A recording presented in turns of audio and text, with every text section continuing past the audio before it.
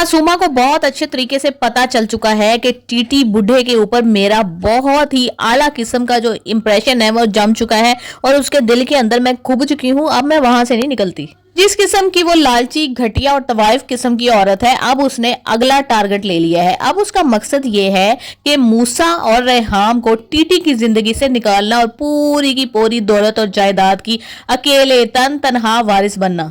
हालांकि रेहाम ने मूसा को बहुत अच्छे तरीके से समझाया था कि बेटा ज्यादा हवाओं में उड़ने की कोशिश ना करो, अपने बाप को समझो। वो अब हमारे सामने खुल के खड़ा हो गया है, उसके अंदर की जो लिहाज शर्म मुरव्वत थी वो भी खत्म हो चुकी है। और जो तुम्हारी बीवी के लिए एक चीज भी खरीद रहा है ना, उसको जता रहा है। और मुझे इंतहाई किस्म की शर्म आ रही है क्योंकि तुम अभी तक अपने पैरों पे खड़े नहीं हुए हो।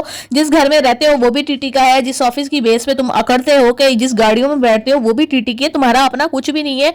तुम ही स्टैंड करते ही नहीं हो तो तुम किस तरीके से उसके सामने अकड़ के खड़े हो, उससे जाओ और उससे माफी मांगो ताकि सारा कुछ सेटल हो सके, तुम्हारी शादी हो सके। अगर वो बिल्कुल ही अकड़ गया ना तो वो तुम्हारी शादी में भी नहीं जाएगा। और अगर उन तुम्हारे ससुराल वालों को पता चल गया ना कि इसका बाप इसके खिलाफ, इसके बाप ने दूसरी शादी कर लिया, तो वो क्या तुम्हारे पास अपनी बेटी देंगे? वो कभी भी नहीं देंगे।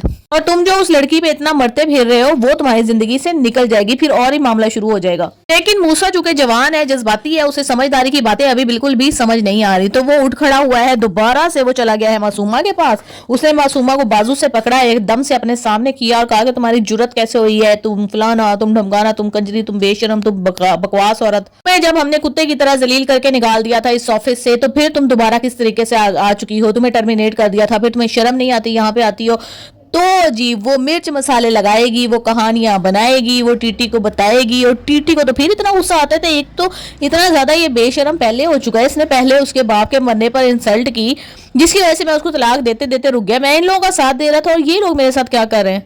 इन दोनों माँ बेटे को समझ ही नहीं आ रही है कि मैंने अपना एक लीगल इस्लामी राइट इस्तेमाल किया है, मैंने शादी की है, मैं कोई किसी औरत को किसी चकले से उठाकर नहीं लाया हुआ। और इनकी नजर में मेरे किसी फैसले की कोई अहमियत ही नहीं है। हालांकि ये सारी एम्पायर मैंने इकट्ठी की है, ये घर हर चीज मैंने बनाई हुई है और इसको भी सारी जिंदगी पाला है, इसको आला तालीम दिलवाई है, इसकी माँ को कौन सी अय्याशी नहीं करवाई और आज ये मेरे ही मुंह पर उठ के भौंकना शुरू हो गया। अब औलाद इज्जत ही नहीं कर रही तो ऐसी औलाद का क्या फायदा है? वो उसको सही आड़े हाथों लेगा, वो उसको बुलाएगा, उसे कहेगा कि तुम्हारी जुर्रत किस तरह से हुई कि तुमने मासूमा यानी कि मेरी बीवी, मेरी बाइज्जत बीवी के ऊपर तुमने इस किस्म की हरकत करने की कोशिश की है, उसको टच किया है, उसके साथ बदतमीजी की है, उसके साथ बैड लैंग्वेज यूज की है। तुम्हारी किस तरह से जुर्रत हुई? जरा मुझे इस बात का जवाब दो। मूसा साहब के फिर वही डायलॉग होंगे, जी हम आपसे बहुत मोहब्बत करते हैं, वो हमारी जिंदगी में आ गई, मैं उसको बर्दाश्त नहीं करूंगा और ये मैं आपको बता रहा हूँ कि मैं उसको मार दूंगा, मैं उसको कत्ल कर दूंगा, फलाना तो ढमकाना।